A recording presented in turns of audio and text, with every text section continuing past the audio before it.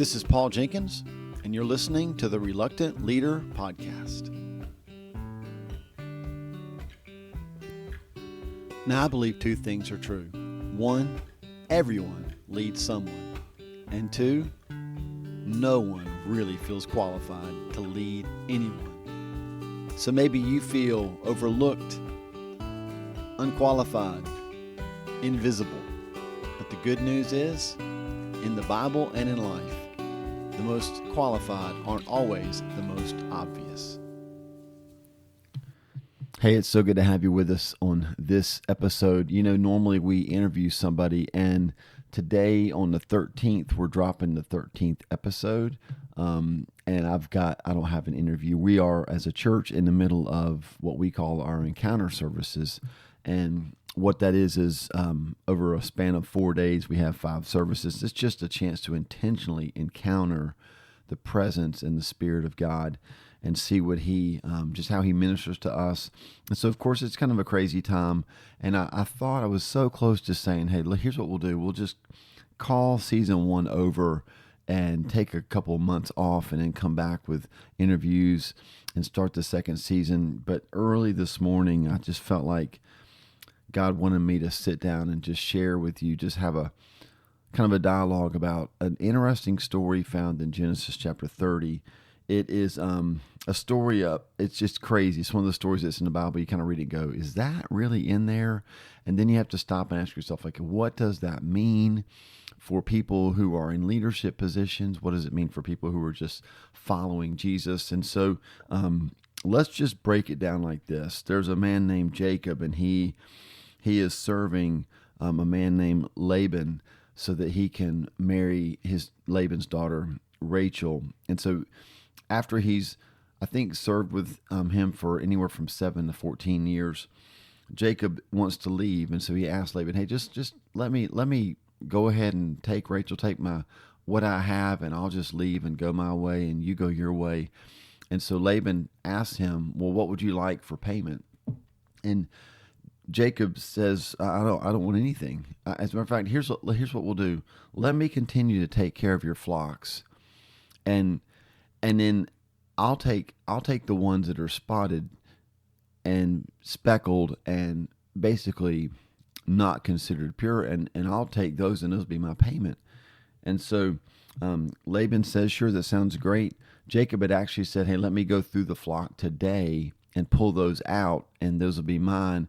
And when Laban said yes, Laban actually had his men go through his flocks that day, pull out the ones that were striped or speckled, and he separated them from the rest of the herd. So there were none for Jacob. Now, I know at this point you're kind of like, what? Is that in there? It's in Genesis chapter 30. You can read the whole story, but we're going to pick it up in verse 35. That same day he, Laban, removed all the male goats that were streaked or spotted, all the speckled and spotted female goats, all that had white on them, and all the dark-colored lambs, and he placed them in the care of his sons. Then he put a 3-day journey between himself and Jacob, while Jacob continued to tend the rest of Laban's flocks.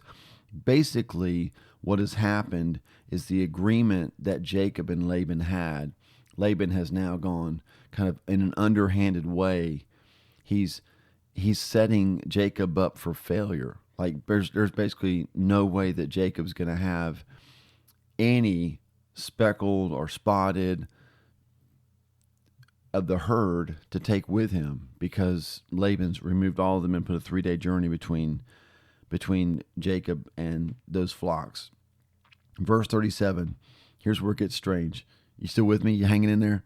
Jacob, however, took fresh cut branches from poplar, almond, and plane trees and made white stripes on them by peeling the bark and exposing the white inner wood of the branches.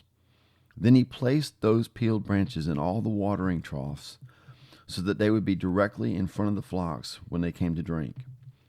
When the flocks were in heat and came to drink, they mated in front of the branches, and they bore young that were streaked or speckled or spotted. Jacob set apart the young of the flock by themselves, but made the rest face the streaked and dark-colored animals that belonged to Laban. Then, because he made separate flocks for himself and did not put them with Laban's animals. Whenever the stronger females were in heat, Jacob would place the branches in the troughs in front of the animals so they would mate near the branches. But if the animals were weak, he would not place them there.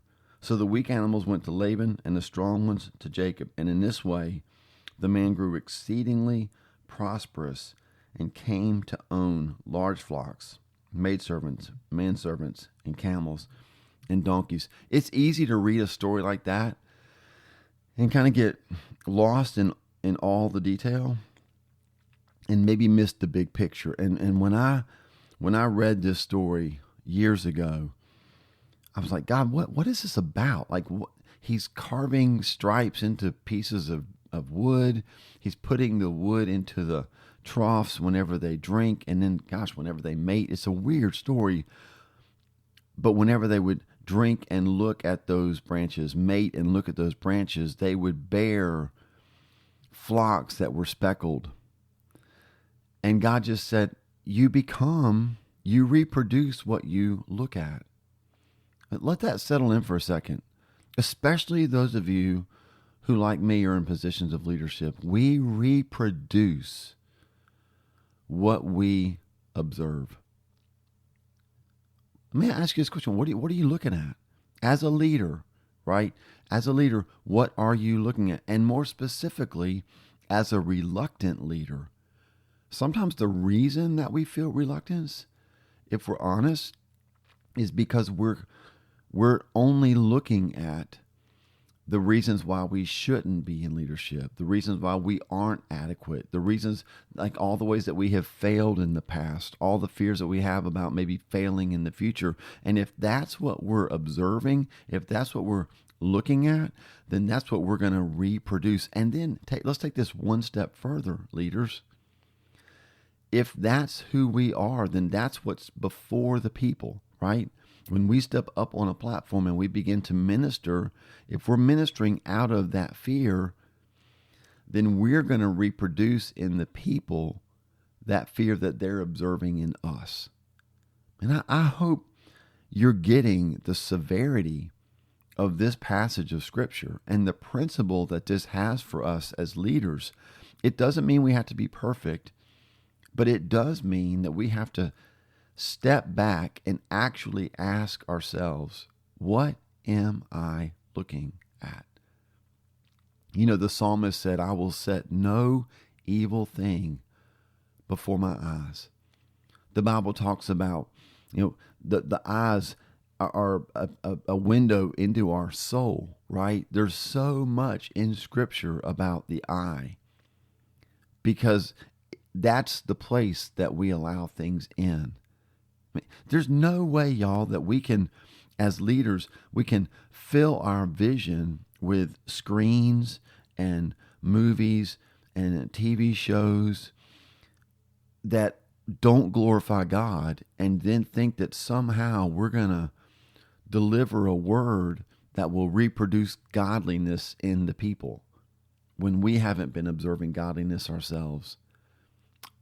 On the positive flip side, when we do fill our vision with things that encourage us, challenge us, when we give ourselves fully to being in His presence and seeing the glory of the Lord, guess what gets reproduced in us and then in our people?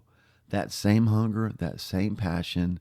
There's this point where we have to be the ones that model this for the people that we're leading. Like, hey, what are you looking at? Hey, let's talk about that. Like, whatever we're looking at, that's what we're going to become. Have you ever noticed how pets and pet owners start to look the same? Have you ever noticed how couples that have been married for a long time begin to kind of have the same mannerisms? There are people that are way smarter than me that understand the brain and neuroscience more than I do, but I'm fascinated with these things called mirror neurons. And they literally, they're kind of like this empathetic, supercharged function of our bodies and our minds that allow us to almost, we literally, they're called mirror because like we're mirroring what we see. So if you see somebody who's sad, you tend to mirror that facial expression. If you see somebody who's happy, you tend to mirror that. And it basically allows us to become what we behold. If you think about that, what should challenge us as leaders is this question: how much time do I spend truly looking at Jesus, truly beholding Jesus? I'm a pastor, so of course a lot of my leadership prep is done by reading the Bible, because every Sunday there's a message, and every Monday there's another Sunday coming, right? So it never stops. So I'm constantly studying the Bible. I'm constantly like trying to prepare for the next message or the next series of messages. And it's so easy to only see the Bible as a tool or as like a resource book, when in reality the Bible is Jesus. He's the Word made flesh. And so when I sit down and I read the Word, am I looking at the Word as Jesus?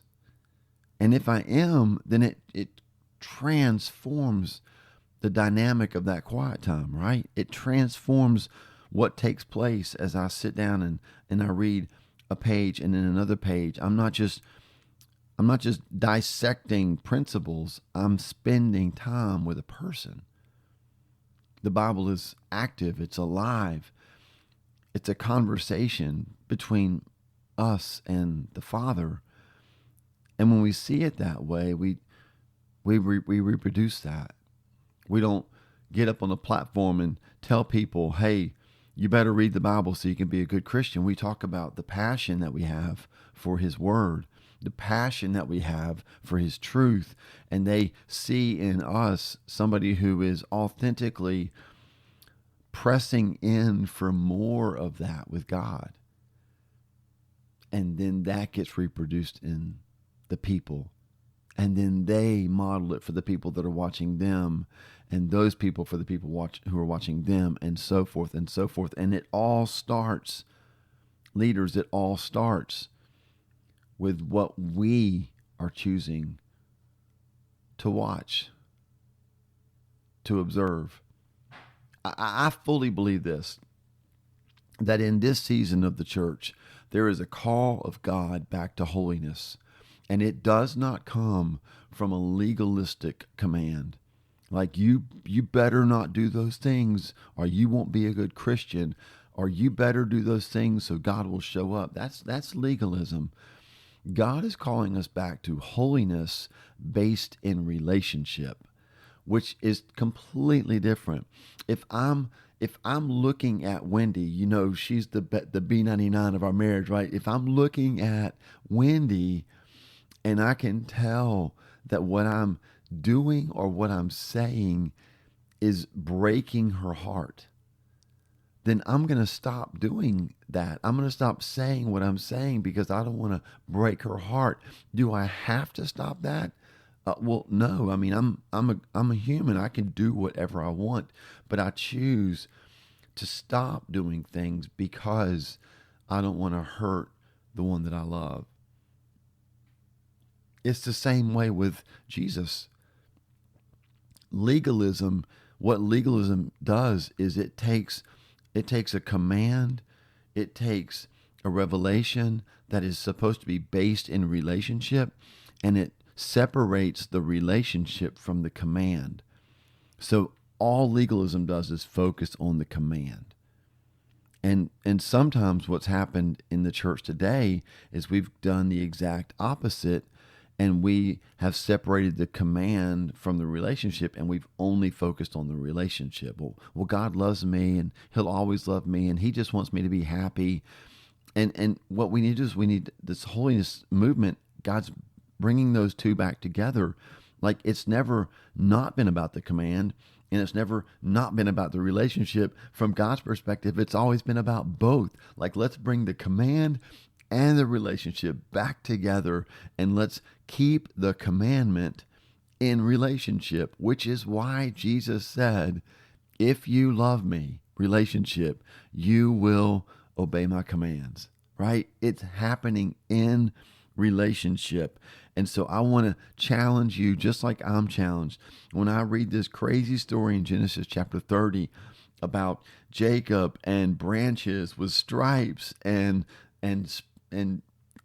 animals mating in front of those branches and having offspring that are speckled, and he's growing in wealth because of it. It's such a crazy story. It's so easy to go, it's weird. But it challenges me with this question, Paul, what are you looking at? What are you observing? What are you giving your attention to? Because whatever you give your attention to is what you're going to reproduce. Let that challenge you today. Leaders, what are you giving your attention to? Because that's what you will reproduce. And if we want to reproduce a hunger for the presence of God, if we want to reproduce holiness that is based in a relationship with God, then we've got to lead the way in placing Jesus before our eyes. As we've been at Encounter this week, we're halfway through the event. What I find is, I'm so tired because these are lengthy services. We are pressing in at the altar. There's a lot of singing, deep teaching. It's physically demanding, yes. But what I'm finding is that my spirit, y'all, is just thriving. Why?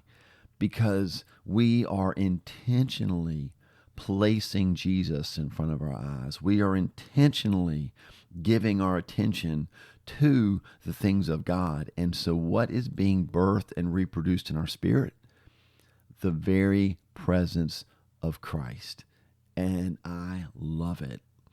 Listen, if you're in the Albemarle, North Carolina area, and you want to take part in these encounter services with us, we have a service tonight. This is being recorded on Tuesday, September 13th. We have a service tonight at 6:30.